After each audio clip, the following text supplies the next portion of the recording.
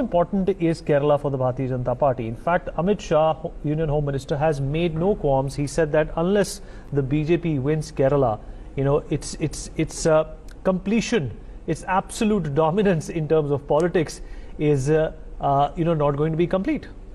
Here is an opportunity, right?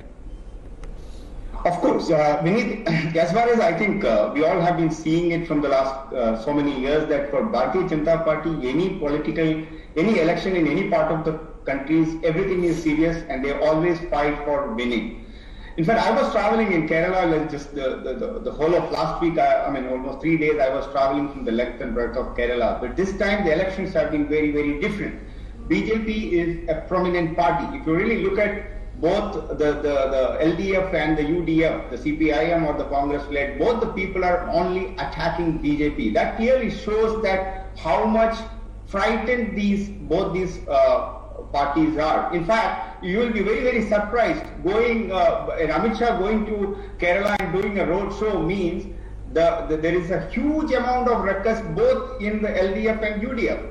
And of course, that's very clearly evident that there is so much of an traction the BJP and the NDA is getting this time around in Kerala.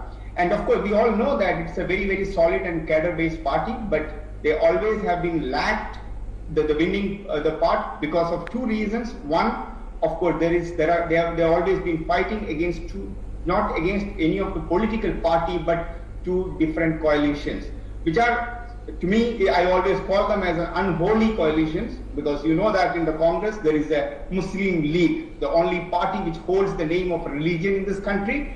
But on the other side, there is a Kerala Congress or a number of Kerala Congress parties which predominantly always convince themselves and proudly say that they are a Christian-dominated party. So I would say that yes, it is a very different election as compared to any other places in the country. And very politically charged up people, but only thing what I have not been able to see this time around in Kerala is that people were not much more educated. They were accepting a little bit more of BJP than the other parties.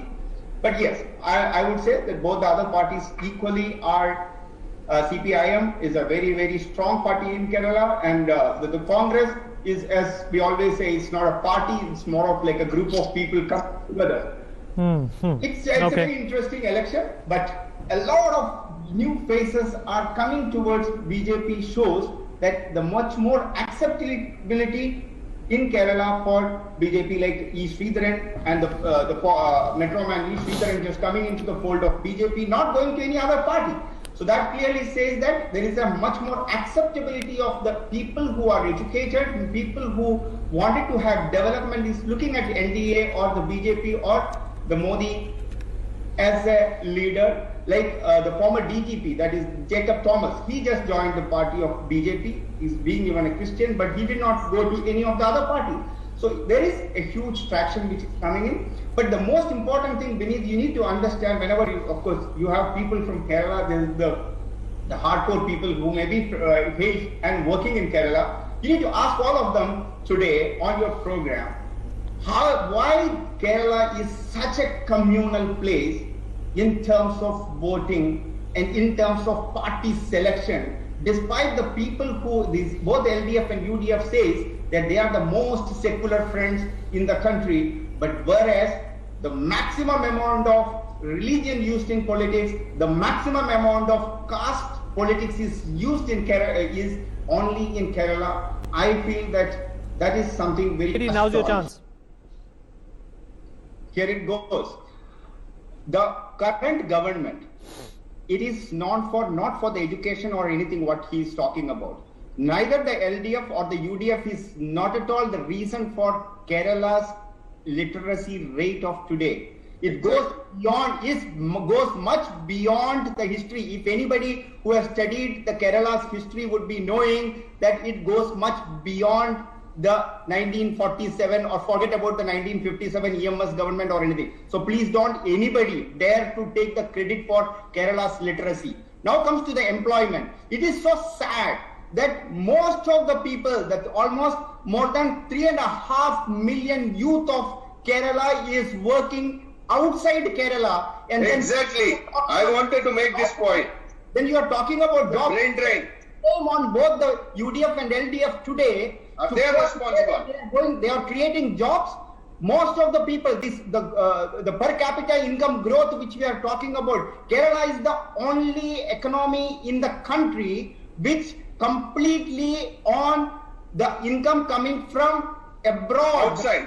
Pravasi is the people, NRIs, and NRKs which we are famously Exactly. They sends the money from the Middle East, US and rest of the places, or the people like me who work outside the state and sends the money is the money which one of the primary income.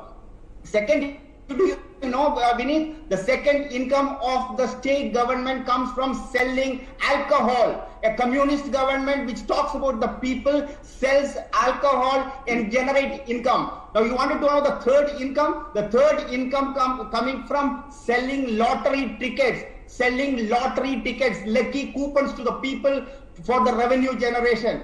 And the fourth one, which we are talking about, the CPIM's, the last 5 years, the Metro Man has challenged the CPIM Chief Minister, asking for the last year's 5 years development blueprint. He was not even able to talk about it too. What all the Chief Minister has done, he was involved in the dollar export. We always heard that we get the good dollars from outside. Here is a new case where we are exporting, sending back to the dollars to the Middle East. One. Number two, selling the deep sea rights of our own common fishermen. A communist government is selling that rights to a US capitalist company. You wanted to know the third one? Importing or the customs, the gold scam, the infamous gold scam. Fourth one, you wanted to know about the thing. The people, the poor people, the underprivileged people, they wanted to build the houses, that is called the Life Mission, the huge scam after scam. This is the only record the CPIM has. It. Okay. PKD, all right. All right. The UDF is all about the reflection of communal politics. Okay. Nothing, and I seriously, simply pity both these parties. They still have to talk about the word development after 60 years of ruling each other one after another. And the Congress spokesperson, what he said, if you really look at it, see, there is a trend that every 5 years later, there is a new government comes. The Congress was only just waiting for automatically they will get a new government. They did not have to work. Okay. Apologies, we have run out of time. I cannot accommodate any more responses. We have completely run out of time. Thank you very much. We've had a very good debate. We take a short break.